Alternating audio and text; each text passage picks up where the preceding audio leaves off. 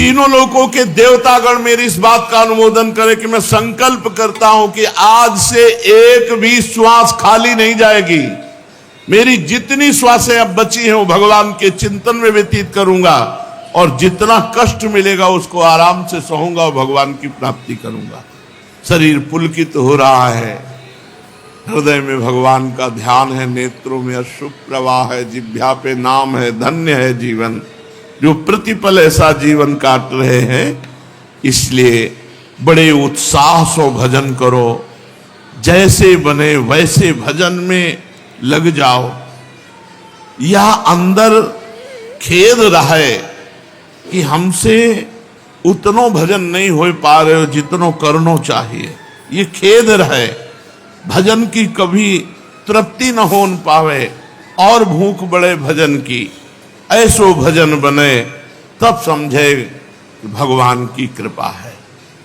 कैसो जीह नाम जब लोचन नीरु, जब नाम लेते ही आंखों से आंसू गिरने लगे तब जानो जीवन सार्थक हो। क्या है मलिन शरीर। अब जितना समय बचेगा मैं कठोर तपस्या के द्वारा शरीर को कष्ट दूंगा और भजन के द्वारा भगवान की प्राप्ति करूंगा। ये जो अवस्था है, जब तक भगवदानंद की अनुभूति नहीं होती तब तक नाम जप को ऐसे पकड़े रहो जैसे आंधी आवे, हम किसी पहाड़ का सहारा ले लें तो निकल जाएगी आंधी। तो ये जो यौवन की आंधी है, भोगानंद की आंधी है, ये विषय आकर्षण की आंधी है, इससे निकल चलो।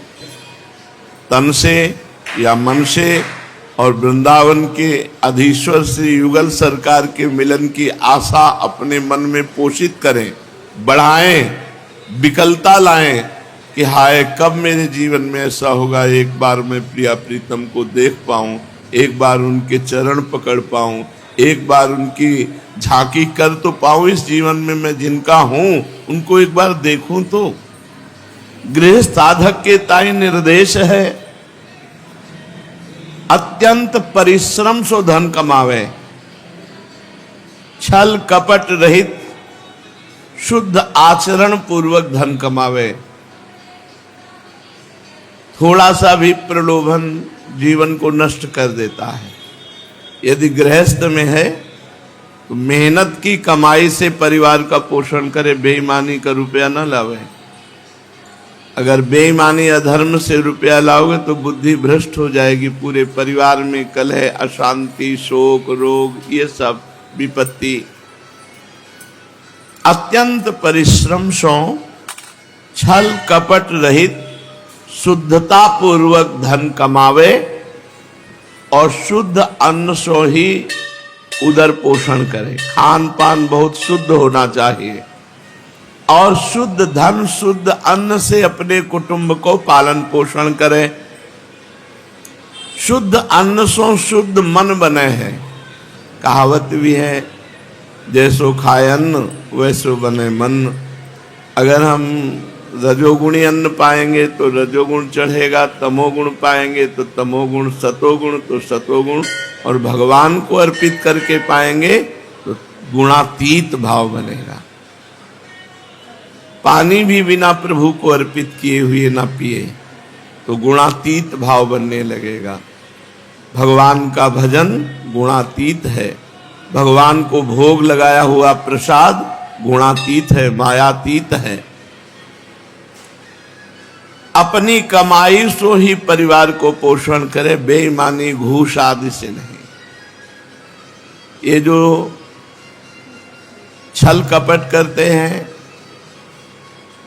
निर्दोष को दंड देते हैं और दोषी को रुपया लेकर छोड़ देते हैं, इनकी बड़ी दुर्गति होती। चाहे जितने बड़े पदाधिकारी तुम यहाँ हो, यमराज के सामने तुम्हारी कोई पदाधिकारी नहीं चलेगी। अभी दोषी को पैसा लेकर छोड़ दिया और निर्दोष को दंड दिया तो परिणाम में तुम्हारी दुर्गति पक्की। तुम्हारे परिवार में ऐसे घटनाएं घटेंगी, ऐसा दुख में जीवन होगा कि फिर किसी काम का सुख तुम्हारा रुपया पैसा सब धरा रहेगा। जैसे कर्म, पूर्व के कर्म, वर्तमान के कर्म, यही हमको भोगने पड़ते हैं। अवश्य में भोक्तव्यम कृतम कर्म शुभाशुभम। कभी किसी दुखी को, कभी किसी गरीब को, कभी किसी असहाय को, कभी किसी निर्दोष को अगर कोई दुखी करेगा तो निश्चित समझो 100 गुना बढ़ करके वो खुद अपने आप को दुख बो लिया। तो ये जो घूस लेना है, निर्दोष को दंड देना है, दुखियों को गरीबों को सताना है अपने पद के प्रभाव से, तो सबसे बड़ा जो पदाधिकारी वैसा विधान कर देगा कि तुम किसी काम के नहीं रह जाओगे। जैसे अब वो बुढ़ापा बैठे बैठे जले केवल क्योंकि उनका एक ही लड़का उसने सुसाइड कर लिया। तो पंडित जी महाराज, पूज्य गया प्रसाद जी महाराज कह रहे हैं कि अपनी पवित्र कमाई को भरोसा रखे, पर द्रव्य सो सर्वथा बचतो ही रहे। दूसरे का धन भूलकर बेईमानी से या छल कपट से ये हमारे घर ना आ जाए, ये सावधानी रखे गृहस्थ। गृहस्थ को चाहिए कि सृष्टि में मित्र चाहे कितने ही बना ले, पर शत्रु एको न होना चाहिए, दुश्मनी किसी से नहीं होनी चाहिए। एक हु शत्रु न बनने पावे और दूसरों को अनिष्ट कबहू न करे।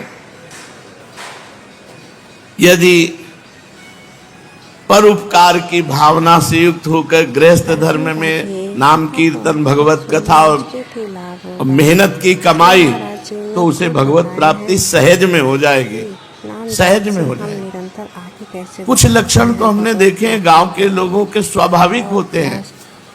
पराई माता बहनों की तरफ गंदी दृष्टि से न देखना, पराये धन को न लेना, ये तो स्वाभाविक, जो पढ़े लिखे नहीं उनमें भागवतिक सद्गुण पाए गए। अब बड़े पढ़े लिखे लोग हैं, बड़ी बुद्धि है, लेकिन बुद्धि में पवित्रता नहीं है। बेईमानी से जैसे आ जाए वैसे धन मिला वो खुशी हो रहे, और जबकि बेईमानी का धन मिलने पर पश्चाताप होना चाहिए और अपने अंदर ग्लानि आनी चाहिए, उसका प्रयोग नहीं करना चाहिए। उस धन को ऐसी जगह दे देना चाहिए, गौशाला आदि में, जहाँ पवित्र जगह लग जाए, और कान पकड़ना चाहिए कि दोबारा मैं अधर्म का धन नहीं लाऊंगा, नहीं तो मेरे परिवार का, मेरे वंश का पतन हो जाएगा। दो बातन को सदा भुलाता रहे। अपनों से यदि काहू को उपकार बन जाए, दान पुण्य सेवा, तो उसे याद न करे। कहने की तो बात जाने दो, उसे याद न करे कि मैंने इसको दिया था, मैंने उसको ये सेवा की थी। उससे तुम्हारा पुण्य बढ़ता चला जाएगा। अगर आप याद किए और किसी से कह दिए तो आपके पुण्य का नाश हो जाएगा। और काहू ने अपने साथ कोई बुराई करी, अपकार करी, वाको याद न करे, दो बातें भुला तो जाए। अगर हम किसी के साथ परोपकार किया तो उसको नेकी कर दरिया में डाल, भूल जा। और किसी ने तुम्हारे साथ तिरस्कार, अपमान, निंदा, ये सब, तो उसको भी भूल जाओ। दूसरे के द्वारा किए हुए अपकार को भूल जाओ और अपने द्वारा किए हुए उपकार को भूल जाओ, तो आप पुण्यात्मा कहलाएंगे। दो बातन को कबहू न भूले। अपने साथ यदि काहू ने उपकार कियो है उसको न भूले, और दुर्भाग्य से यदि हमने किसी का अपमान किया है तो उसको न भूले। हृदय में जलना चाहिए। जहां उसको अरे मैंने इसके साथ गलती, उसको प्रणाम करे, उससे मित्रता का भाव करे। जीवन भर दुख मानतो रहे कि मैंने आपको अपमान क्यों कियो, निंदा क्यों कियो, दुख क्यों दियो। जब आदमी अपनी भूल की पश्चाताप करे है तो वाको पाप नष्ट हो जाए। और जब आदमी अपनों पुण्य की बात करे है, मैंने ये दान किया, मैं प्रयाग नहा के आया, मैं ये किया, मैं, उसके पुण्य नष्ट हो जाए। लोग समझते नहीं, इतनी मेहनत करते हैं। अब वो पैदल आ रहे हैं, बोर्ड लगाए हैं अमुक जगह से अमुक जगह, तीसरी बार पद यात्रा। अब लोग पढ़ रहे हैं, उसके पुण्य क्षय हो रहे हैं। अरे गुप्त रूप से चुपचाप चले आओ तो तुम्हारे पुण्य पर वो दिखावा होता है। धारण करिवे योग्य जितने सद्गुण जहां से मिले स्वीकार कर लो। जहां से भी सद्गुण मिले उन्हें स्वीकार कर लो। अहंकार ना आवन पावे, सदग्रंथन को स्वाध्याय अवश्य करो। योग्य पुरुषन की जीवनी अवश्य पढ़ो, उनके सद्गुणन को अपने में धारण करो। दीनता को भाव बढ़तो ही जाए, एक क्षण को बहुत सावधानी सो परम आवश्यक सत्कार्यन में एक एक क्षण को व्यतीत करो। इंद्रियन की भोग लिप्सा कम कर तो जाए, साधन के ताई स्वस्थ शरीर की परम आवश्यकता है, अतएव खान पान ये सब ठीक रखे। ये शरीर नष्ट होना है, इसे अपना मत मानो, इससे प्यार मत करो, ये बहुत नरक का द्वार है। अगर भजन कर ले गए तो परम पद मिल जाएगा। ए भाई उचित भोजन डाल लो, बस भजन में लगो। नहीं, भजन बढ़ाओ, वजन के साथ साथ भजन बढ़ाओ, वजन अपने आप कम हो जाएगा। कृष्ण तन शीस जटा एक बेनी, हृदय गुणत रघुपत गुण श्रेणी। शरीर कृश हो गया है, बाल एक बेणी के रूप में हो गए, और भगवान श्री राम के गुणों का चिंतन करते हुए सिया जी अशोक वाटिका में विराजमान। जब भगवान का भजन और विरह जागृत होता तो वजन कम नहीं करना पड़ता, वो हो जाता है। प्रेमियों के क्या पते, बोले तन लटे कपड़े, कपड़ों का होश नहीं है, शरीर कृश हो गया है। ये बहुत सावधान, मन को जिधर लगाओगे उधर लग जाएगा। आप भजन बढ़ाओ, इतनी जलन पैदा करेगा भजन कि तुम्हारे पाप नष्ट हो जाएंगे, तुम्हारी चर्बी भस्म हो जाएगी। भजन तो शुरू करो। देखो ऋषि मुनियों के ऐसे शरीर, हरिवंश महाप्रभु कैसे ऐसे, स्वामी हरिदास जी कैसे ऐसे, रूप जी कैसे, सनातन जी कैसे, देखो ना इनको, महाप्रभु चैतन्य देव ऐसे। भगवत अनुराग में इतनी अग्नि है, वो सब अविद्या को भस्म कर देती है। शरीर अविद्या है, चिंता मत करो, भजन करो। भजन भजन से ही सब बात बनेगी। चाहे माला की संख्या से होए, चाहे घंटा समय के विचार से होए, भजन को एक नियम बना लो कि इतने घंटा करना है, इतने माला करना है, इतने मिनट करना है। जितनो भजन को नियम बनाओ, वाको नित्य ही पूर्ण करके ही सो। भजन में प्रमाद आलस्य तथा उपेक्षा न हो पावे। भजन करके भजन ही भगवान सो मांगे, भजन सो तृप्त न हो पावे। निम्बुआ घाट में थे तो वहां पास में ही बिल्कुल गंगा जी एकदम तट पे है। जब लाश बह के आती तो कुत्ते जो खाने वाले हैं ना, वो किनारे लाते, वो मन को दिखाते थे, ए मन, अपने शरीर को तू जितना प्यार कर रहा है, देख उसकी दुर्दशा क्या होती है, देख इन शरीरों की क्या दुर्दशा है। कुत्ते नोच रहे, वो तो गांव में ऐसे फेंक देते, जलाते नहीं, और उस समय कोई ऐसा नियम भी नहीं था कि जलाना ही है, और जलाने में पैसा लगता है। गांव के गरीब लोग तो ऐसे ले जाते, बहा देते, एक बोरा में रज बांध देते, कमर में बांध के वो खिला देते। ऐसे थोड़ी दिनों में वो पानी से रज हट जाती, वो ऊपर आ जाते, कुत्ते पकड़ के लाते, वो नोचते थे शरीर को, खाते हुए दिखाते कि देखो ये हालत है। तो घोर वैराग्य, अरे ये शरीर की दुर्दशा है, अंदर से बस शिव शिव शिव शिव शिव शिव, क्योंकि सर शैव संप्रदाय में थे, बस शिव शिव शिव, घोर वैराग्य। तभी तो कुछ सुभाई नहीं देता था। रोज नया दृश्य देखते, नया बच्चा मरा हुआ जा रहा है, कोई स्त्री जा रही, कोई पुरुष। गंगा जी की तो धारा ऐसी, रोज नया वैराग्य। क्यों फंस रहे हो इस शरीर पे, ये शरीर नाशवान, कभी भी मर सकता है। ए परमात्मा प्राप्ति करो, बस बैठ के गंगा किनारे निरंतर भगवदाकार मन, शरीर की कोई परवाह नहीं। बमूल का कांटा लग करके वो टूट जाता था, घुस नहीं पाता था पैरों में, ऐसी चमड़ी गर्म ठंडा होकर मोटी हो गई थी, और इतनी इतनी बीमारी थी पैरों में। कभी जूता चप्पल, कभी मंजन, कभी कुछ नहीं, कुछ नहीं, एक पैसे का खर्चा नहीं। सब रात दिन भजन में वृत्ति लगती थी। पुलक गात ही सी रघुवीर, जी नाम जप लोचन नीरु। ये स्थिति है, शरीर हर समय पुलकित है, जीभ से नाम जप चल रहा है और आंखों से आंसू चल रहे हैं। जीह नाम जप लोचन नीरू, लोचन से अश्रु बह रहे, जिह्वा से नाम पुलक गात ही सी रघुवीर।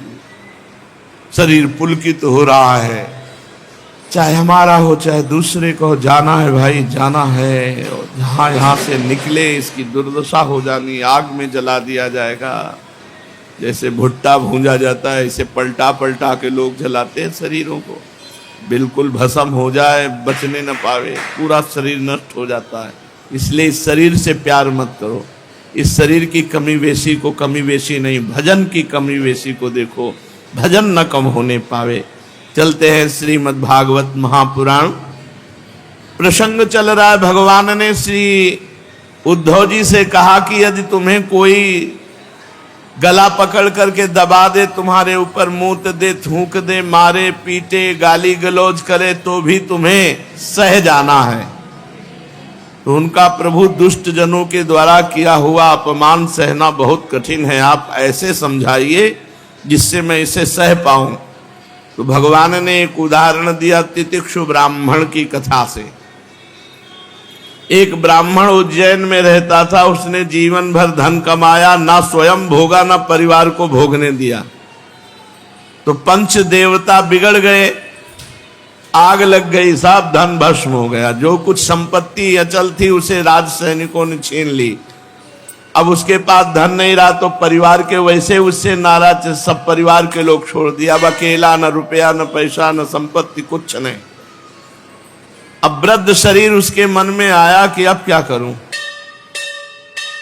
अब भगवान के सिवा मेरा कोई नहीं। बड़ी कृपा जिसके ऊपर ऐसी विपत्ति आवे कि वो सोच पावे कि भगवान के सिवा हमारा कोई नहीं। जो रुपए का चिंतन करता है और रुपए का संग्रह करता है तो 15 दोष उसमें आ जाते हैं। चोरी, हिंसा, झूठ बोलना, दंभ, काम, क्रोध, गर्व, अहंकार, भेद बुद्धि, वैर, अविश्वास, स्पर्धा, लंपटता, जुआ और शराब। ये 15 दोष आ जाते हैं। जो धन का चिंतन करता है केवल धन कमाने में ही, धन बढ़ाने में ही, ये दोष उसमें आ जाते हैं। चोरी, हिंसा, झूठ बोलना, दंभ, काम, क्रोध, गर्व, अहंकार, भेद बुद्धि, वैर, अविश्वास, स्पर्धा, लंपटता, जुआ, शराब। इसलिए जिसको इसी जन्म में अपना कल्याण चाहना वो धन का चिंतन न करे। गृहस्थ है तो पीछे आज चर्चा हुई, पंडित गया प्रसाद जी महाराज ने कहा धर्म पूर्वक धन कमाओ, चिंतन भगवान का करो, धन का नहीं। भाई बंधु, स्त्री पुत्र, माता पिता, सगे संबंधी जितने हैं ये स्वार्थ के कारण तुमसे प्रेम करते हैं। जिस दिन स्वार्थ नष्ट हो गया उसी दिन तुम देखोगे कोई तुमसे प्रेम नहीं करता, कोई नहीं करता यार। पूरी जिंदगी में देखा है, कोई नहीं करता। भगवान सत्य है, वो सत्य से रीझते हैं और सत्य तुम्हें बताएं कोई प्यार नहीं। अपना स्वार्थ की पूर्ति हो तो फिर सब प्यार। बहुत कड़वा संसार, राधा राधा जपो, अपनी मस्ती से चलो। ये जीवन भगवत प्राप्ति कर ले तो कर ले, नहीं तो धोखे में फंस जाओगे। धोखे में बिल्कुल धोखा है, पूरे जन्म के जन्म धोखा खाते चले आ रहे हैं। अब धोखा ना खाओ, सत्य स्वरूप भगवान का भजन कर लो, सार बात समझ लो। कुछ समझ में आवे चाहे समझ में ना आवे, ये समझ लो हमारी श्री जी और राधा राधा राधा राधा। और जो दुख सुख